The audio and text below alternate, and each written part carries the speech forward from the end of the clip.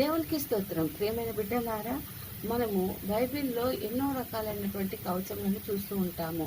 కవచము అనగా ఇక్కడ సైనికుడు ధరించుకునే కవచమే అని కాదు నా ప్రియులారా. మనము ఆత్మరూపేణ ధరించుకున్నట్లయితే మన దేవుని యొక్క తోడు అని మనము అర్థం చేసుకోవాలి. అయితే ప్రియమైన బిడ్డలారా, క్రీస్తు మనల్ని ప్రేమించి మనము పరిమళ వాసనంగా ఉండుట కొరకై మన కొరకు తనను తాను దేవునికి అర్పణగా బలిగాను అర్పించుకున్నాడు. కాబట్టి మనము కూడా ప్రేమ కలిగి మనము ఆయన కొరకు జీవించాలి.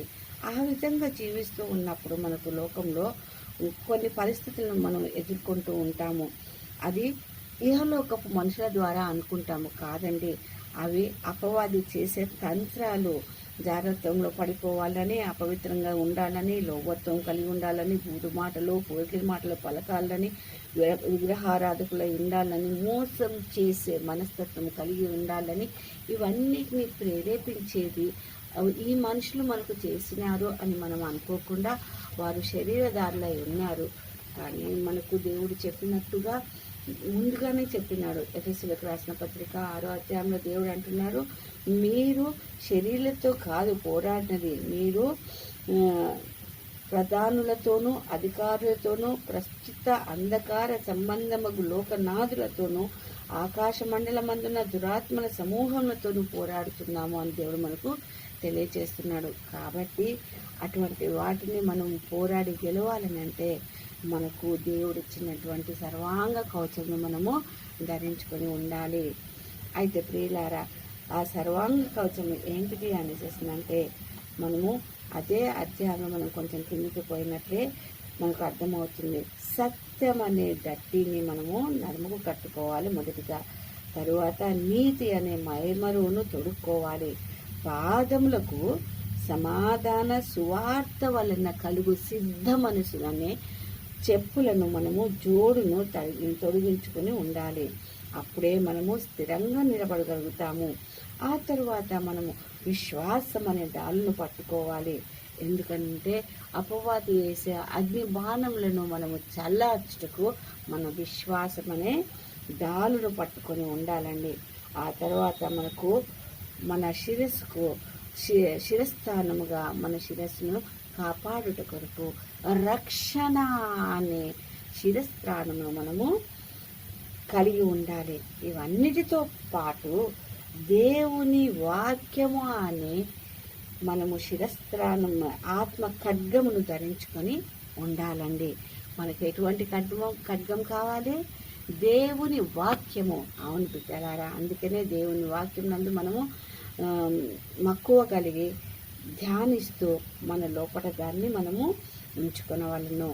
మనము వాక్యమును మన హృదయంలో పదిలపరుచుకున్నట్లయితే మనము ఏ సమయమందైనా ఏ పరిస్థితుల వలనైనా మనము ప్రార్థించినట్లయితే, మనము విజ్ఞాపన చేసినట్లయితే, మనము పూర్ణమైన పట్టుదలతో దేవునికి ఆత్మలో మనము ప్రార్థించినట్లయితే దేవుడు మనకు సహాయం చేస్తాడు. మనకు ధైర్యాన్ని ఇచ్చి మనము అపవాది తంత్రములకు పడిపోకుండా తన శక్తిని మనకి ఇచ్చి మనల్ని ముందుకు నడుస్తాడు.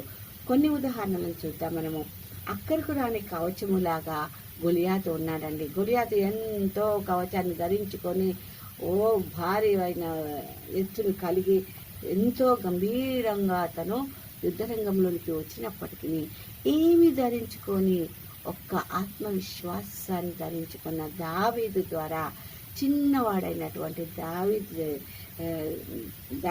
గొలియాతు దావీదు ద్వారా ఓడిపోయాడు. విశ్వాసం అనే ఒక్క రాయితోని కొట్టగా గొలియాతు పడిపోయినాడు. ఏం పనికొచ్చిందండి అతని కవచము? పలక రాలేదు. కాబట్టి అది అక్కడికి రాని కవచమైంది. అదేవిధంగా ఇంకొక కవచం కూడా మనం చూడగలుగుతామని, దోచుకొనబడినటువంటి కవచము. ఇది సౌలు ద్వారా మనం చూస్తాము. అవునండి, సౌలును దేవుడు ఎక్కడనో ఉన్నటువంటి దాసుడుగా ఉన్నటువంటి అతన్ని తీసుకొని వచ్చి రాజుగా కూర్చోబెట్టినప్పుడు, అతనికి అధికారాన్ని ఇచ్చినప్పుడు ఆ అధికారాన్ని సద్వినియోగం చేయక, దేవుడి ప్రజల్ని దేవుళ్ళు నడిపించక అంత గందరగోళం చేసి దేవుని ప్రజల్ని తను మార్గము తప్పించినాడండి. కాబట్టి ముగింపులో ఏమైంది? తను ఓడిపోతున్నాడు. దేవుని తోడును పోగొట్టుకొని తను రాజ్యంను ఓడిపోతున్నాడు, యుద్ధంలో పడిపోతున్నాడు. కాబట్టి అప్పుడు అతనికి దేవుని యొక్క తోడు లేక అతను పడిపోయినాడు, చనిపోయినాడు. అప్పుడేమైంది? తన యొక్క కవచాన్ని శత్రువులు దోచుకున్నారండి. ఆ విధంగా దోచుకునబడింది సౌలు యొక్క కవచము. మనకి ఇట్లాంటివి కాకుండా మనం ఎట్లాంటిది, దావీదు మహారాజు తొడుక్కున్నటువంటి సర్వాంగ కవచము మనము తొడుక్కొని ఆ విధంగా దేవుడి యొక్క యోధులుగా మనము ఈ లోకంలో జీవిస్తాము. మనము దేవునికి మహిమ కలుగులాగున ఆయన ప్రేమను ఈ లోకంలో చూపిస్తూ మనము జీవిస్తాము. ఆ విధంగా జీవించుటకై దేవుడు తన యొక్క ఆత్మ సహాయాన్ని మనకు దయచేసి మనకు ముందుకు నడిపించును గాక. ఈ కొద్ది వాక్యము దేవుడు దీవించును గాక. ఆమేన్, ఆమేన్, ఆమేన్.